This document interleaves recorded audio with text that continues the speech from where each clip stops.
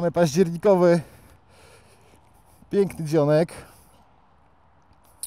Sezon się nie chce skończyć, no i bardzo dobrze. Mamy zatankowany do pełna nasz Morbidelli T1000 T1002 VX. Za chwilę Wam go pokażę dokładnie. Ruszamy na naszą miejscówkę. Słuchajcie, to są pierwsze wrażenia. Generalnie nie miałem, ponieważ jest to taka późna nowość tego sezonu 24. Ten motocykl przyjechał do nas właśnie w październiku, czyli dosłownie przed chwilą. Ma przejechane 205 km. Głównie dlatego, że były u nas dni otwarte dla dealerów między 8 a 10 października i ten przebieg wynika z jazd próbnych, więc jest to na tyle świeża nowość, że nie mieliśmy jeszcze okazji zbyt dużo nim pojeździć. Zrobiłem wczoraj z nim około 40 km. No i pierwsze, o czym pomyślałem,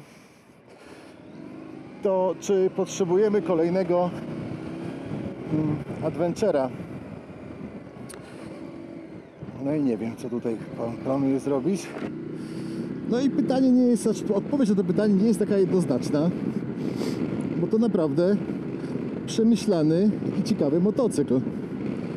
Za chwilę Wam to spróbuję pokazać. W dużym skrócie oczywiście. To nadal będą pierwsze wrażenia, bo tak jak mówię, nie mamy jeszcze zbyt wielu doświadczeń. Adventure to jest pojazd, który trzeba zabrać w trasę, zrobić kilkaset kilometrów i wtedy rzeczywiście można coś konkretnego powiedzieć. Ale pierwszymi wrażeniami jak najchętniej się z Wami podzielę.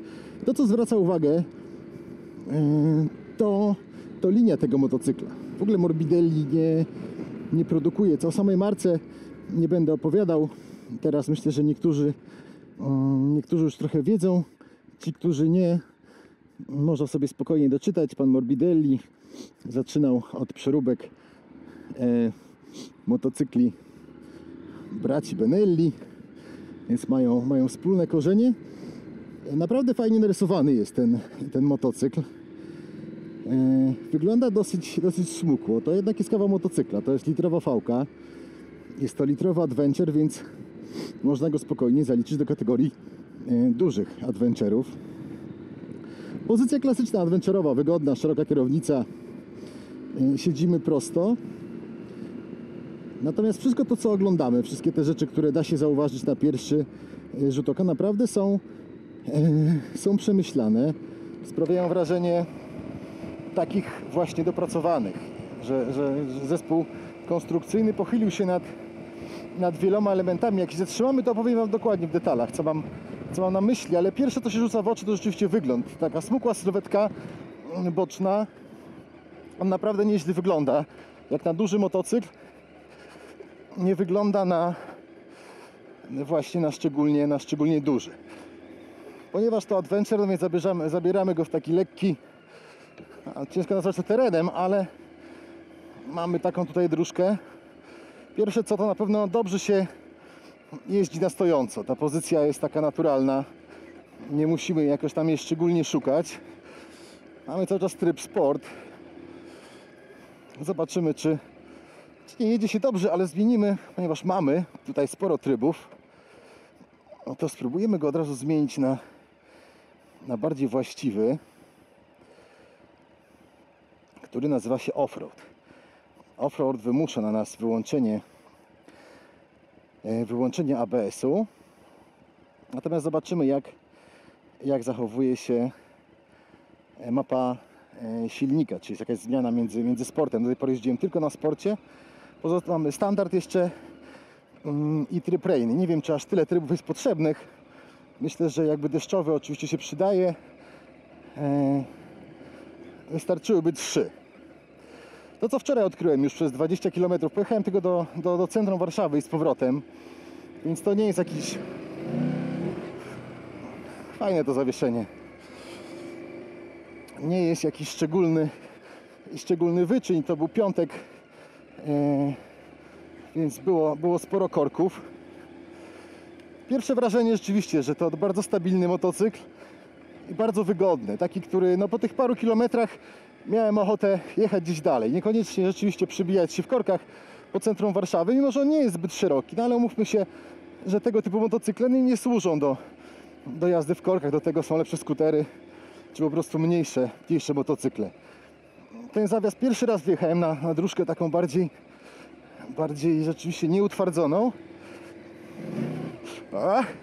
I jest slajdzik. Fajnie, bo mieliśmy tam do 2,5 tysiąca obrotów i on rzeczywiście tutaj ma już taką efektywną od razu nam idzie w slajd, od razu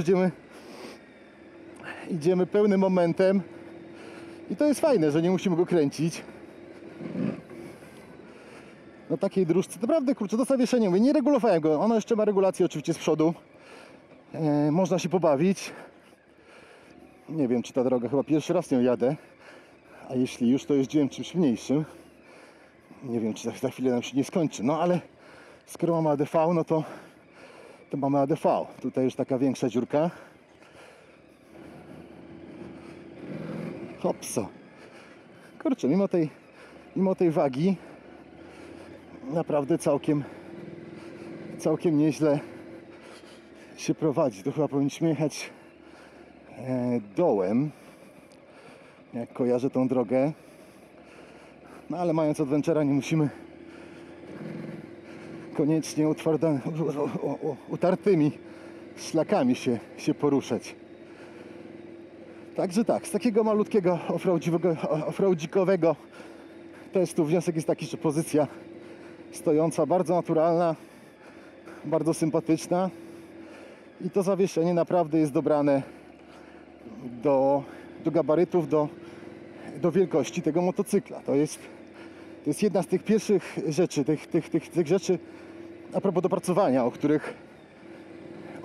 których wspomniałem. Oczywiście nie jest to motocykl terenowy, taki stricte do kopania się w głębokim błocie, ale tego typu drogi jak tutaj, czyli takie właśnie górki, dołki, nierówne nawierzchnie, właśnie jak chcemy sobie gdzieś zboczyć, jak najbardziej tak. Dobra, zatrzymamy się i pokażę Wam go trochę tutaj dookoła. Lubię tą miejscówkę, szczególnie o tej porze roku. No jest połowa października, tak jak powiedziałem na początku. Sezon nie chce się skończyć.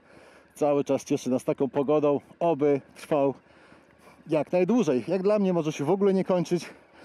To byłoby piękne, gdybyśmy mogli jeździć w takich warunkach przez całą zimę. Tam było trochę hopek, się zadyszałem. Natomiast tak, druga rzecz, która jest dopracowana i którą zauważyłem, to jak na jedynce wystawimy stopkę, patrzcie na to, wystawiamy i on nie gaśnie natychmiast, jak w większości motocykli, które właśnie robią tak, że jest takie rynkowe, takie ciach, nagle nam odcina po prostu zapłon i motocykl gaśnie. A on tutaj gaśnie z taką gracją. Wystawiamy stopkę, po czym on tak sobie po jakiejś sekundzie delikatnie sobie gasi silnik. Trochę mi to się kojarzy z wygaszaniem światełka w samochodzie. Tam, gdzie mamy takie starego typu samochody, które po prostu wyłączają światło i bardziej nowoczesne, które gładko nam to światło odcinają. Tak to wygląda. Nie wiem, jak to widać pod słońce. Ale ta bryła rzeczywiście jest całkiem zwarta. Zacznijmy od silnika. Silnik V2 litrowa, niezbyt wysilona, nieco ponad 90 koni, z tego co pamiętam. Zupełnie moim zdaniem wystarczająca do takiej luźnej, swobodnej turystyki, a jednocześnie tego momentu jest na tyle dużo, że pozwala gładko i płynnie jechać. Ona jest tam ukryta, nie jest tak wyeksponowana jak w Cruiserze, którego na pewno mieliście okazję już widzieć, bo zrobił duże zamieszanie w sieci i filmy z Cruiserem właśnie od Morbidelli były bardzo chętnie przez Was oglądane. Także moim zdaniem smukła, bardzo spójna sylwetka. To, co też jest miłe i na co wiele osób z Was zwraca uwagę, to ten taki, nie wiem, z enduro, jakiś zapożyczony właśnie, te takie wielkie, wystające mordki. Tutaj ona jest krótka, bardziej zgrabna, bardziej dopracowana. Tak motocykl wygląda wygląda z przodu. I ten krótszy dziobek moim zdaniem też się tutaj broni. Zobaczmy jeszcze z tyłu, bardzo ładna lampa. Taki też nieoczywisty kształt, rozszerzający się. Jest trochę przykorzony. Natomiast hamulec rzeczywiście znajduje się poniżej i powyżej i poniżej tego ładnego ledzika. Ten led jest ładny, równomierny, też dopracowany. Ten silnik w ogóle pracuje gładko, pracuje tak dosyć aksamitnie, jak na fałkę. Oczywiście na pierwszym biegu, na drugim jazda bez użycia gazu jest prawie niemożliwa. On rzeczywiście ma tam sporo takich swoich turbulencji, jak to taka duża, niewysilona fałka. Wydech nie jest jakoś szczególnie spektakularny, ale przy 3-4 tysiącach obrotów w takim środku, takim, gdzie właściwie całe mięso tej fałki się zawiera, brzmi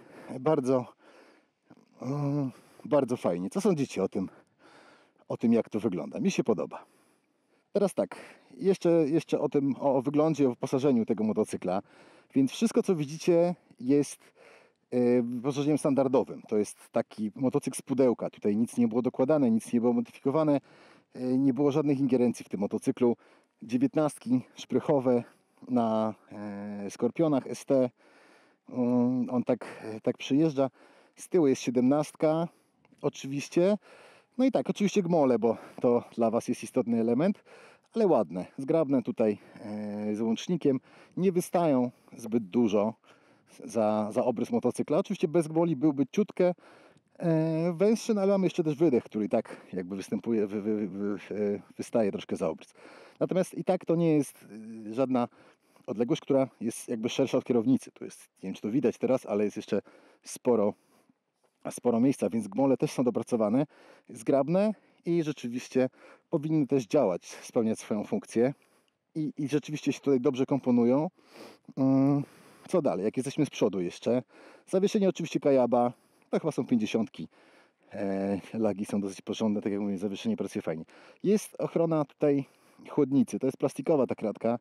No może można by ją wymienić na metalową, ale już jakiś większy kamień czy coś, co tutaj wyskoczy nam spod koła, nie uszkodzi nam samych tych delikatnych listków i jakby trochę chroni. Wiadomo, pewnie będą jakieś akcesyjne, no ale to jest w standardzie, tak? Mówimy o tym, co jest w standardzie, więc nie jest goła chłodnica, tylko coś, lekką ochronę adventure'ową w takim terenie właśnie tutaj szutrowo-piaskowym już mamy. Kolejną rzeczą jest osłona tutaj pod silnik, pod wydech, która również jest w standardzie. To też, spożyłem się lekko. To nie jest jakaś oczywiście gruba blacha, no ale ona nie może być zbyt gruba, bo ona musi w razie tutaj jakiejś awarii, jakiegoś uderzenia po prostu ustąpić. Także tutaj temat jest dopracowany. Hamulce, bardzo fajnie on hamuje, nie nurkuje zbytnio. Rzeczywiście jest to fajny kompromis w tym przednim zawieszeniu. Hotahuan to jest, brzmi się trochę chińsko, ale absolutnie to nie jest chińska firma. Obecnie producent tych hamulców należy do grupy Brembo, natomiast w latach 60. ta firma powstała, w 65 roku z tego co pamiętam. Jest to hiszpańska firma, która ma trzy fabryki w Hiszpanii, jedną oczywiście w Chinach z racji optymalizacji kosztów produkcji i od chyba 2020, od 3 lat, od 2021 roku została przejęta przez grupę Brembo, także hamulec jak najbardziej jest fajnie, to się czyta Hotahuan z hiszpańskiego. J to jest po prostu Hota. Szyba, o tym jeszcze nie powiedziałem. To jest jej górne ustawienie. Tymi dwoma dynksami opuszczamy ją na dół, gdyby było jakoś upalnie i gorąco. Natomiast mówię, wczoraj przejechałem trochę trasą, parę kawałków i rzeczywiście ona daje wystarczające 1,82 cm wzrostu i przy tym górnym ustawieniu gdzieś tam ten opór, mimo że ona jest dużo niżej niż kask w ogóle, gdzieś na wysokości brody, to ustawienie szyby po prostu lekko smaga nam górę kasku. Więc gdybyśmy wybierali się gdzieś dalej i chcieli jechać dziennie, nie wiem, 6-8 godzin, to może przydałby się jakiś deflektor, tak żebyśmy mieli absolutny brak oporu powietrza. Przy dłuższych trasach to wiadomo ma znaczenie. Bak jest stalowy, nie jest obudowany, tylko minimalnie jakby tymi elementami tutaj z boku, czyli absolutne minimum. To fajne, bo też jakby jest miejsce na tank pada. Idąc dalej, zaraz już przejdziemy na końcu do wyświetlacza, jeśli chodzi o wygląd, natomiast siedzenie. Siedzenie też wydaje się wygodne. Nie wiem jak tutaj te szwy, no ale to większość producentów ma tutaj szwy. Myślę, że bezszwowe tutaj zaoblenie kanapy ogólnie jest wygodne, bo to się potrafi po kilku godzinach, po całym dniu jazdy zacząć już lekko, zaczynam to czuć, szczególnie jak kilka dni z rzędu jedziemy dłuższy dystans. Natomiast pierwsze wrażenie, ono jest dosyć długie, to siedzisko. Rzeczywiście możemy sobie usiąść na samym tyle. Trochę niżej mówiłem już, że fajnie się stoi na tym motocyklu. Jestem przekonany, że naprawdę wiele osób znajdzie swoją pozycję. Wkrótce oddajemy go różnym kanałom youtuberom i innym osobom, które będą testować ten motocykl o naprawdę różnych gabarytach, więc one się powiedzą też, jak to wygląda w mikro skali i w makro skali. Będziemy mieli dwóch takich testujących w najbliższym czasie, więc ciekaw jestem, czy oni tutaj się odnajdą. Tak jak wspomniałem, mam 1,82 m wzrostu i dla mnie ta pozycja tutaj jest bardzo dobra i naprawdę mam ochotę jechać tym motocyklem gdzieś dalej. Z wyglądu zewnętrznego to chyba tyle. Nie chcę jakoś specjalnie przedłużać. Siedzenie pasażera też się wydaje wygodne. No tutaj ja nigdy nie jeżdżę, więc trudno powiedzieć. Morbidelli na tylnym oparciu. Co do samego wyświetlacza. Te panele są sympatyczne, dobrej jakości. Wyposażenie, tak jak wspomniałem, już mamy 4 tryby jazdy. Teraz jesteśmy w trybie off-road, ale mamy też standard, tryb sport, czyli z maksymalną wydajnością i tryb rainy na deszczowy. Tutaj mamy menu, gdzie możemy sobie zmienić tryb zegara na 12-godzinny. Sam zegar to nie chcemy. Nie, tego też nie potrzebujemy. No oczywiście, jasność, informacja. Aha, to do tego przejdziemy. Informacja o ciśnieniu, czujniki z opon. Zmienić język. Nie ma polskiego języka. Jak ktoś pytał, to jeszcze nie ma. Jest kilka innych. Jednostki oczywiście, no i łączność za pomocą Bluetooth, tak? Wracamy. Ten ekran też oczywiście można zrobić w kontrze, czyli w czarnym. Aktualnie jest w automacie ustawiony, także że w tunelu czy w ciemnych miejscach wieczorem zmienia się na czarne tło i jasne napis. Co tu jeszcze mamy? Jeszcze mamy tak, oczywiście grzane teraz chcieliśmy odpalić silnik, żeby pokazać, co możemy zrobić. Przy okazji pokazać, jak to brzmi. No na wolnych obrotach tak tradycyjnie, ale tutaj taki bliżej silnika mamy taki fajny pomruk. Wyłączyłem go switchem. Tryb mode zmieniony na tryby, o których powiedziałem. I jeszcze mamy guzik info tutaj po lewej stronie, który, mamy trochę za mało powietrza z tyłu, ale ok. Do takiej tutaj drogi to jest wystarczająco. Więc pokazuje nam ciśnienie opony, przód i tył. Zasięg, średnie spalanie aktualnie pokazuje na 7. Nie wiem z jakiego to jest okresu, no ale są krótkie odcinki. Ogólny systemowy komunikat, czy nie ma jakichś błędów, czy jest ok i tyle. Czyli najważniejsze informacje tak naprawdę spalania i 3-krotnie to włączamy i to się po prostu to się wyłącza. Ja go odpaliłem po to, żeby pokazać manetki. Czyli tak, siedzenie. 1, 2 i 3, czyli regulacja pełna intensywności podgrzania kanapy i tak samo manetki mamy w trybie 3-stopniowego wyboru. Słuchajcie, to tyle, tak jak mówię, pierwszych wrażeń. Nie mogę się doczekać, kiedy będę mógł zabrać go gdzieś trochę dalej na jakiś dłuższy test, zrobić 100, 200, 300, może 500 km, rzeczywiście dojechać po prostu gdzieś w konkretne miejsce i wtedy myślę, że będziemy mieli do powiedzenia sporo więcej na temat tego motocykla. Podsumowując jakby tą część, ten fragment, to rzeczywiście jest duży, ale smukły, ładnie narysowany, z dbałością o detale, to jest ważne, bo tutaj jakość tych wszystkich materiałów naprawdę nie budzi zastrzeżeń. Nie znalazłem do tej pory, może jeszcze znajdę, jakoś specjalnie nie szukałem, ale nie ma tu nic takiego, jakoś szczególnie by nam przeszkadzało, że tak, o, ale tu jest na przykład jakaś taka lipa. Nie, naprawdę mam wrażenie, że to jest przemyślany projekt i wykonany z dużą dbałością o detale, co moim zdaniem jest zasadne, no bo na rynku naprawdę jest ciasno i tych modeli, tych premier rocznie wielu producentów ma mnóstwo, więc robienie czegoś jakkolwiek i czegokolwiek, to po prostu nie ma aktualnie moim zdaniem szansy obronić się rynkowo po prostu. Trzeba robić porządne i dopracowane sprzęty, bo no cóż, nawiążę może do TRK 702, do Benelli. Tak przyjęła się 700, wcześniej 500, tak? To rzeczywiście jest atrakcyjny też cenowo, ale po prostu dobrze wykonany motocykl i to jest przepis na sukces rynkowy moim zdaniem. Sytuacja, w której rzeczywiście ten pojazd się sprawdza i po prostu robi swoją robotę i nie ma jakichś wad takich szczególnie widocznych na pierwsze spojrzenie, a wręcz przeciwnie, mamy wrażenie, że wszystko, czego dotkniemy, wszystko, co oglądamy, naprawdę jest na dobrym lub bardzo dobrym poziomie, że jest to dopracowane. Tak, no to co dla Was jest na przykład jeszcze ciekawe, to i najważniejsze chyba, to jest to, że nie musicie mierzyć na słowo. W każdej chwili możecie odwiedzić Motorland i sami sprawdzić, czy to, co mówię, rzeczywiście będzie zgodne z Waszymi odczuciami, do czego serdecznie zapraszam. A my teraz polecimy tutaj może trochę szybciej jeszcze tym shooterkiem. Mamy tryb offroadowy włączony. Jakby nie wiem, mam taki nawyk, po takich trasach wolę jeździć na stojąco. I może jeszcze kawałeczek przelecimy sobie jeszcze S-ką i tam powiem dosłownie 2-3 zdania o tym, jak ten motocykl zachowuje się właśnie na trasie. Czyli tak,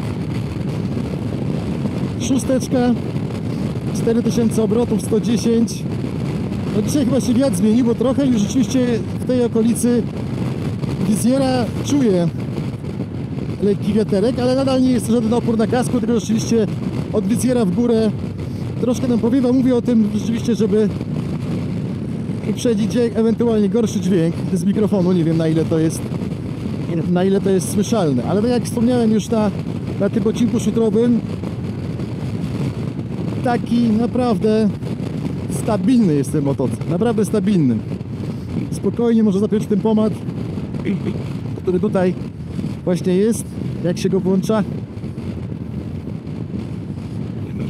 Set, czyli teraz jest set jest 82 i można sobie czytać książkę. Nie wziąłem książki akurat, ale spokojnie można to robić. Dobra, połączmy ten pomad, zobaczmy, jak jest przy trochę większej prędkości.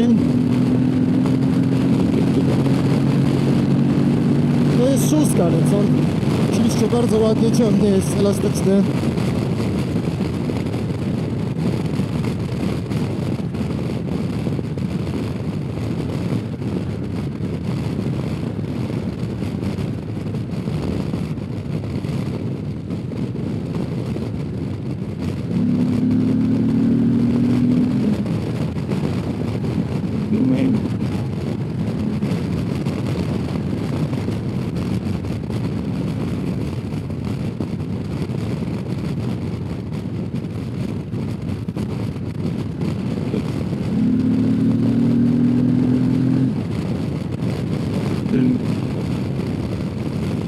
Dobra kochani, nie przedłużając, to są pierwsze wrażenia, także na pełen test za chwilę przyjdzie czas. Naprawdę pojechałbym chętnie nad morze dzisiaj, gdybym miał na to czas.